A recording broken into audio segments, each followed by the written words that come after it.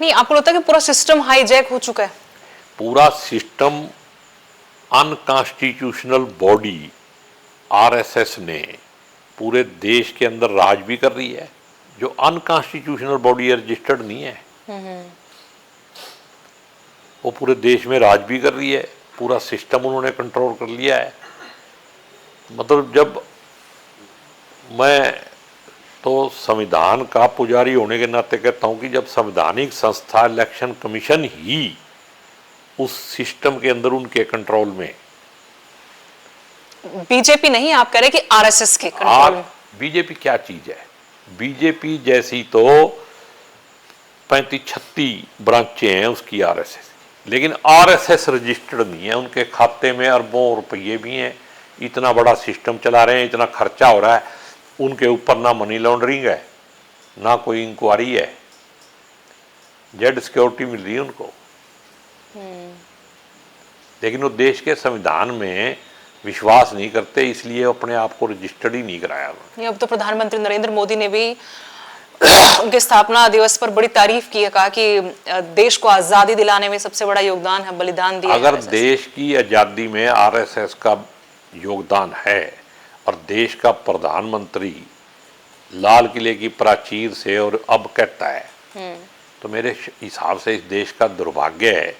और ये सबसे बड़ी इंसल्ट हमारे शहीदों की है जिन्होंने देश को आज़ाद कराने के लिए कुर्बानियाँ दी, और उन लोगों के खिलाफ बात है ये जिन लोगों ने आज़ादी की लड़ाई में जेलें काटी और सहयोग किया। भगत सिंह को, राजगुरु को, सुखदेव को, चंद्रशेखर को, अशफाक उल्ला खां को, क्या आप आरएसएस का बंदे का नाम तो बताओ कौन था जिसने आज़ादी की लड़ाई में? ये तो अंग्रेजों के वो थे, दलाल कह लो, टाउट कह लो, उनकी दलाली करते थे। वही काम जो अंग्रेज करते थे, भी सरकार के खिलाफ एक लफ्ज बोल दो तो देशद्रोह है। वही मानसिकता है अंग्रेजों वाली, और वही आरएसएस आज के दिन कर रही है। सोनम वांगचुक का ही केस ले लो आप। अगर वो देशभक्त नहीं है तो फिर देशभक्त मोदी जी भी शायद प्रधानमंत्री नहीं है तो नागरिक तो हैं। एक नागरिक के तौर पे कोई व्यक्ति बड़ा छोटा नहीं है, और आज के दिन ऐसा सिस्टम बढ़ा दिया है कि नागरिक और नागरिक में फर्क किया जा रहा है और पूरे देश को गुमराह किया हुआ है। आरएसएस कोई धार्मिक संस्था नहीं है, ना हिंदुओं की संस्था है। आज भी मेजॉरिटी हिंदू आरएसएस से बाहर है। हिंदू हर देश के अंदर हर आदमी हिंदू हो सकता है। हिंदू धर्म है, उसमें तो जीव हत्या पाप है, और आरएसएस तो आतंकवाद का दूसरा नाम है। अच्छा, वो कहते हैं हमसे बड़ा देशभक्त कोई है ही नहीं। सबसे पहला आतंकवादी देश आजाद होने के बाद वो आरएसएस विचारधारा का ही आदमी था, नथुराम गोडसे, जिसने महात्मा गांधी राष्ट्रपिता की हत्या की। फिर भी अभी ये केस था जो मालेगांव वाला, जी, महाराष्ट्र में, मालेगांव वाला ही था शायद। हाँ जी, महाराष्ट्र में, जिसमें ये प्रज्ञा ठाकुर वगैरह थे, बम धमाके मालेगांव। तो इस गांधी के देश में जो लोग गोडसे को हीरो मानते हैं और उनको ये कह के सरकार की वजह से बरी हुए हैं, करकरे की जितनी इंक्वायरी की हुई थी, जांच की हुई थी, सारी फाइलें बदल दी। बम्बे ब्लास्ट में लोग बरी हो गए तो एनआईए सरकार अगले दिन चली गई अपील में। इस केस में क्यों नहीं गई? पर वो आरोप लगाते कि भगवा को बदनाम करने के लिए सब साजिशन किया गया। भगवा क्या चीज है? एक खुद साध्वी प्रज्ञा का बयान। अगर भगवा का रंग पैर के आप डकैती करोगे, रेप करोगे, क्या वो नित्यानंद चल रहा है ना? भगवा जो है वो शांति का प्रतीक है। भगवा धर्म का प्रतीक हो सकता है, लेकिन उसका मतलब ये नहीं कि दुरुपयोग करो। भगवा की इज्जत करना एक अलग बात है, लेकिन भगवे के नाम पे लोगों को इमोशनली ब्लैकमेल करके सत्ता प्राप्त करना एक अलग बात है।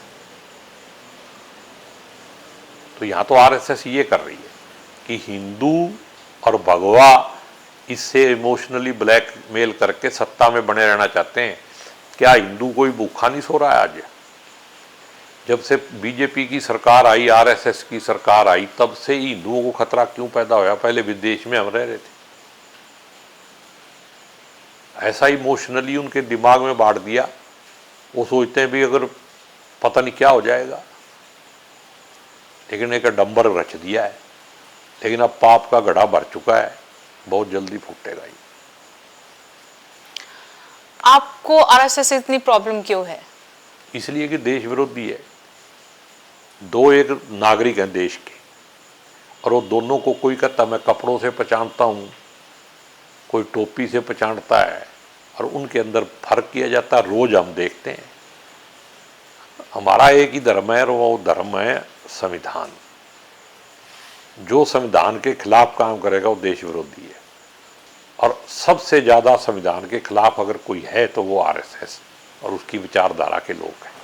लेकिन अब तो हरियाणा में बहुत हम आरएसएस की विचारधारा को फलते फूलते देख रहे हैं। ये तो उतने दिन ही है जितने दिन सत्ता में है। जिस दिन सत्ता से हटेंगे ना, आरएसएस की निकरें ढूंढनी मुश्किल हो जाएंगी। अच्छा, 2014 के बाद नए नए आरएसएस के संगी बने लोग। बहुत सारे नकली माल है, सारा सत्ता का वो है, ये पता चल जाएगा आपको। और इन पे लोग विश्वास भी नहीं करते हो। ये तो बेचारे धक्के से जाके पैंट पूंट सी पैर के फोटो खिंचा लेते हैं भी हमारे पे विश्वास करो और हमें भी कोई पद दे दो। वफादारी दिखाने का तरीका आपको लगता है ये है? देखो, उनकी अपनी कमिटमेंट है, वो एक अलग चीज है, लेकिन देश के हित में नहीं है वो। ये मैं डंके की चोट पे कह सकता हूँ। हरियाणा की बीजेपी सरकार पे बात करना चाहेंगे। अभी तक 1 साल हो गया हरियाणा सरकार बने, तीसरी बार हम कह सकते हैं बीजेपी की। चेहरा मुख्यमंत्री का नायब सिंह सैनी। कोई काम आपको लगता है कि ये काम बहुत बेहतरीन किया है?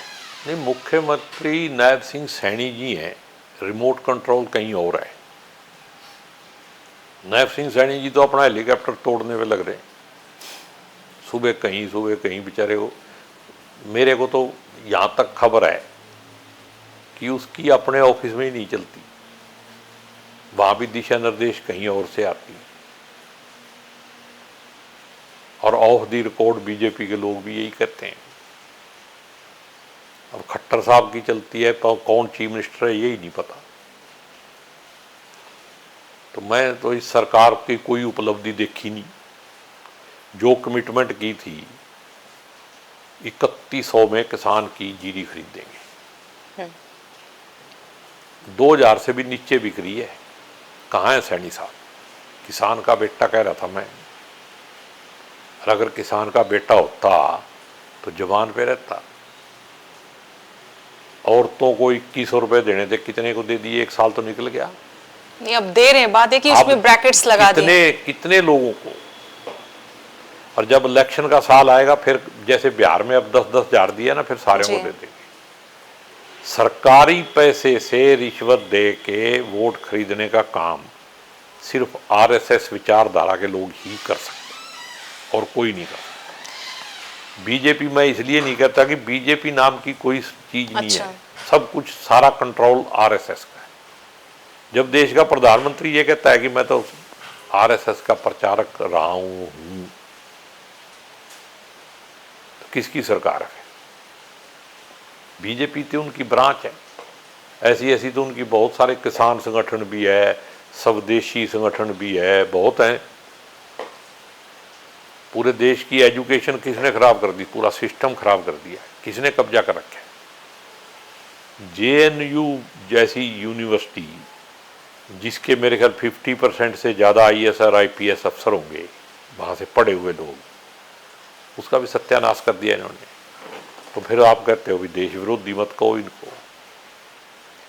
आने वाला समय इस बात का आकलन करेगा और लोग मानेंगे कि ये देश विरोधी है। अभी आधे से ज्यादा हरियाणा अपना डूब गया था बाढ़ में। वहां हमने सरकारी मदद नहीं देखी। हिसार जिले में ही 200 के आसपास गांव ऐसे जहां एक संत जो तथाकथित है, वो किसी हिसार जेल में बंद है, वहां से करोड़ों की मदद आती है, लेकिन सरकार कहीं नजर नहीं आई, विपक्ष नजर आया, विपक्ष सिर्फ फोटो सेशन में नजर आया। मैं कहता हूँ कोई मदद करे, ये आरएसएस वाले यहाँ जुलूस निकाल रहे हैं, वहां तो नहीं गए, गए वहां? बीजेपी वाले क्यों जाएंगे? किसान विरोधी सरकार है, मानसिक तौर पे किसान विरोधी है, और किसानों का जितना नुकसान होता है उतने ये खुश होते हैं। आज जीरी बिक रही है ना किसान की, सरकार ने 27 सितंबर से शायद शुरू की थी, भाई हम खरीद देंगे, आज तक पता कर लो भाई कितनी खरीदी है। शेलर वालों से जानबूझ के कभी स्ट्राइक करवा देते हैं, कभी कुछ, आए साल का ये रोना है। इसका परमानेंट हल क्यों नहीं होता? भाई आए साल शेलर वाले क्यों डंडा लेके खड़े हो जाएं, और जब उनके शेलर भर जाएंगे, सस्ती खरीद लेंगे, फिर सरकार जाएगी। अब शेलर वालों से बात करो, वो कहते हैं जी हमारे को परमिशन नहीं दे रहे, चिट्ठी नहीं दी अभी तक, भाई आप खरीद लो, हम कैसे खरीद लें? तो ये षड्यंत्र है, पूरे सिस्टम पे कंट्रोल है और लूट मची हुई है। इतनी करप्शन मैंने अपनी जिंदगी में कभी नहीं देखी। लेकिन अगर आप इतनी लूट मची हुई, इतना कंट्रोल्ड सब कुछ चल रहा है, इसका हल क्या है फिर? इसका हल तो जनता जाग रही है। जहां जनता थोड़ी सी जागती है वहां पे ये फिर तानाशाही दिखाते हैं। ले में जनता ने क्या मांग लिया था? एक स्टेट ही तो मांगी है। आर्टिकल 6 धारा 6 को ही तो लागू करना था, इनके मैनिफेस्टो में था। अब उत्तराखंड में सबसे बड़ी बात एक और है दुर्भाग्यपूर्ण कि देश का मीडिया बिक गया। उत्तराखंड में कितनी बड़ी लड़ाई हुई पेपर लीक को लेके, एक दिन भी किसी चैनल ने दिखाया? नेशनल टीवी जब बिक जाए तो समझ लो अंग्रेजों के राज में भी, शायद 1939 की बात है, महात्मा गांधी जी ने फिर इसी अखबार के बारे में जो लिखा था वो कहीं से पढ़ना, वही मीडिया आ जाए। और जब मीडिया ही सबसे दुखद बात है कि सरकार अपने आप को देश समझ रही है, फिर डेमोक्रेसी कहाँ रहेगी? लोकतंत्र में चुनी हुई सरकार देश नहीं होती है। सरकार को अगर 37% वोट मिले, 63% खिलाफ पड़े हैं, तो क्या जो 63% लोग हैं वो देशद्रोही हैं? नहीं, असल बात तो ये भी कि जैसे आपने जिक्र किया, बहुत अच्छा एग्जाम्पल दिया आपने, सोनम वांगचुक का आपने एग्जाम्पल दिया। वो बीजेपी के सपोर्टर भी रहे हैं, खुल के प्रधानमंत्री उनकी तारीफ करते रहे हैं, उन्होंने बहुत काम वहां पे करके दिया है। कुछ सैनिकों की पोस्ट वायरल हुई थी कि उन्होंने कैसे सोलर सिस्टम से बने टैंक वहां पर दिए, जिससे कितनी राहत मिली है कि सैनिकों को वहां पर। क्या यहाँ पर अधिकार मांगना पूरे देश में, कोई भी अपने इलाके के लिए, अपनी जनजाति के लिए, अब किसी भी चीज के लिए अधिकार मांगना सबसे बड़ा गुनाह हो गया है? यही तो मैं कह रहा हूं कि अंग्रेजों के टाइम में भी यही था। सरकार अपने आप को देश समझ रही है, इसीलिए वो कहते हैं कि जो हम कर रहे हैं वही ठीक है, वही उसी में ओके करो, यस सर बोलो। सरकार के खिलाफ, लोकतंत्र जिंदा रखने के लिए सरकार के खिलाफ आवाज उठाना, विपक्ष का जिंदा होना, लोगों की आपस में असहमति होना, ये लोकतंत्र की बुनियाद है। अब सोनम और ये संविधान में हमारे को अधिकार मिला हुआ है, लेकिन सब जगह कोई भी करे। कितने लोग हैं जिनके 5-5 साल हो गए अंदर हैं, कहाँ देश का कानून गया? सुप्रीम कोर्ट तक दबाव में। अच्छा, अब ये भी बताओ, सीजीआई पे जूता उछाला गया वकील की तरफ से, ज्यादा दुर्भाग्य क्या है? और फिर उसको छोड़ भी दिया गया, वकील पर कोई केस नहीं हुआ, उन्होंने छोड़ दिया। नहीं, सोनम वांगचुक के ऊपर किसने दरखास्त दी थी कि उसको यूएपीए में अंदर करो? वो कहते वो स्पाई था, पाकिस्तान गए, उनके संपर्क में था, फंडिंग हो रही थी। पाकिस्तान तो वो अब एक उसमें मीटिंग में गए थे, वो मैं उस पर बहस नहीं करता, किसी ने दरखास्त दी थी क्या? तो इस वकील ने सुप्रीम कोर्ट के चीफ जस्टिस पे जूता फेंका। उसमें ये कह रहे हैं कि चीफ जस्टिस ने मुकदमा दर्ज नहीं कराया। वो कहते विष्णु जी के बारे में गलत कौन है? हाँ। तो उस पे यूएपीए लगाओ ना, उस वकील पे। शर्म आनी चाहिए कि हमारी व्यवस्था दुनिया में हमारा क्या चेहरा रह जाएगा।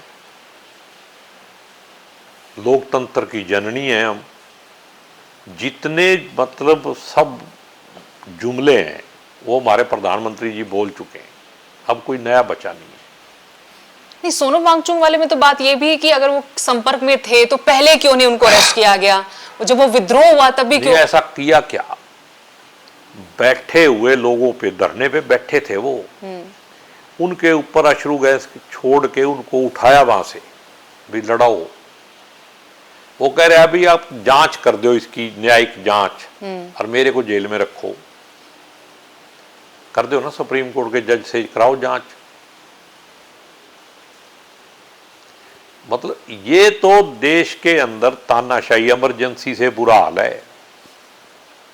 ये तो इमरजेंसी को कहते हैं ना, इमरजेंसी से 100 गुना बेहतर थी। हम उस टाइम कॉलेज में पढ़ते थे, ऐसे नहीं किसी को, हम प्रदर्शन भी करते थे इमरजेंसी के खिलाफ, हमारे को तो पकड़ के कभी नहीं, पुलिस वाले ले भी जाते थे, 2 घंटे 2 बजे छोड़ देते थे।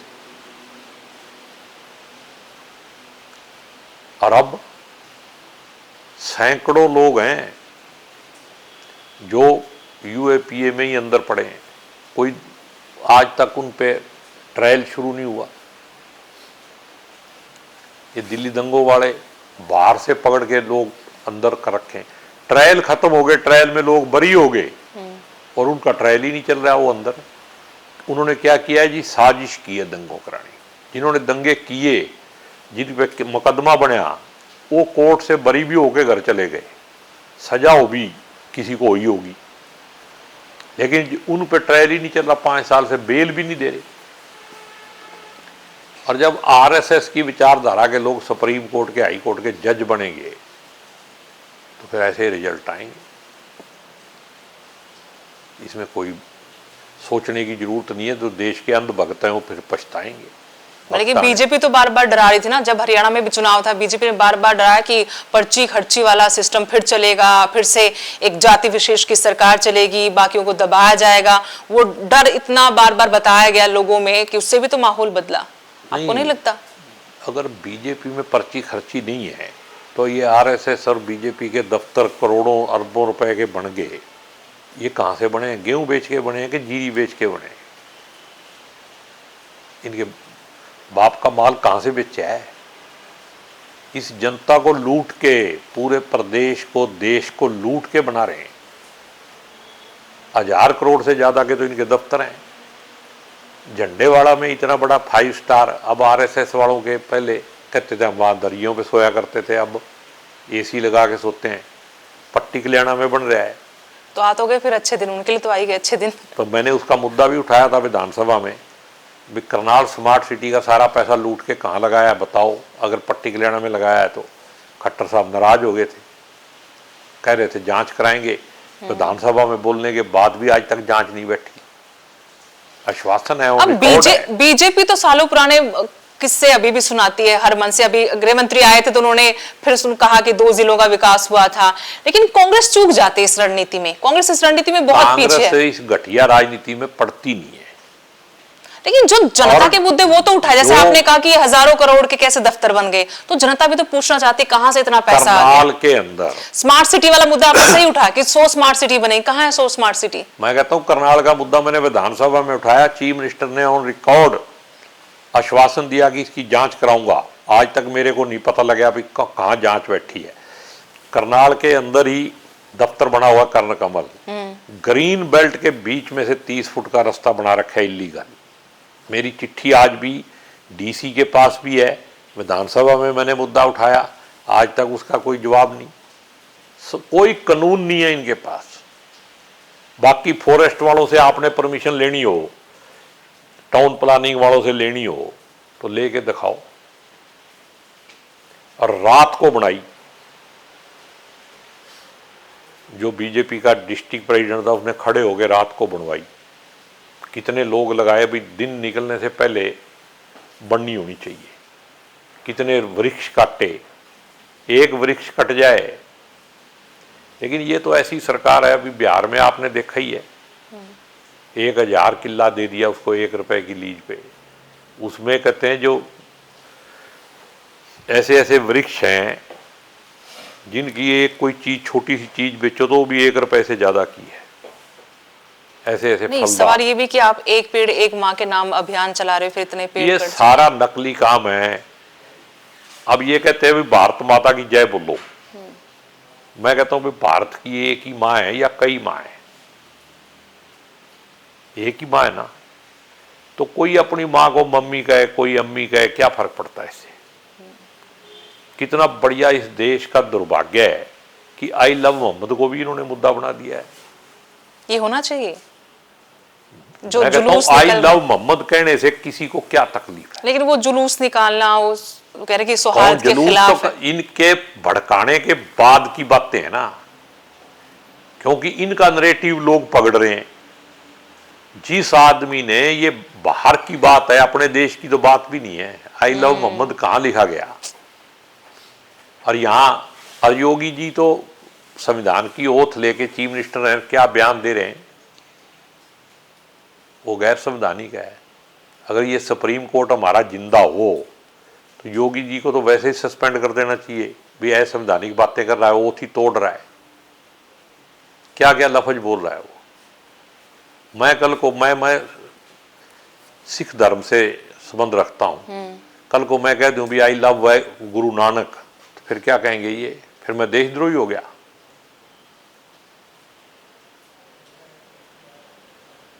फिर मेरा ये कहना, मैं अब गुरु नानक को नहीं मान सकता, आज मुसलमानों की बात है, कल को मेरे पे भी आ जाएगी। इतनी घटिया विचारधारा का स्कूल अगर कोई है तो वो नागपुर में ही है। वहीं से निकले हुए लोग ऐसा काम कर सकते हैं, वरना देश का हिंदुस्तानी और हिंदू धर्म को मानने वाला भी ऐसा नहीं कर सकता। इसका तोड़ क्या है? क्या कांग्रेस में वो इसका ऐसी तोड़ लीडरशिप ये है? है कि सत्ता में बने रहना है, चाहे देश बर्बाद हो जाए। नहीं, चाहे कांग्रेस भाईचारा के बर्बाद हो पास जाए। वैसी लीडरशिप आपको लगती है कि कांग्रेस की लीडरशिप को इसके ऊपर फैसला करना पड़ेगा। दिस और दैट वे अगर फैसला करेंगे तो ही लोग साथ देंगे। अगर हम बीजेपी को इस बात से डरते रहेंगे कि हमारे वोट खराब हो जाएंगे, फिर कौन विश्वास करेगा?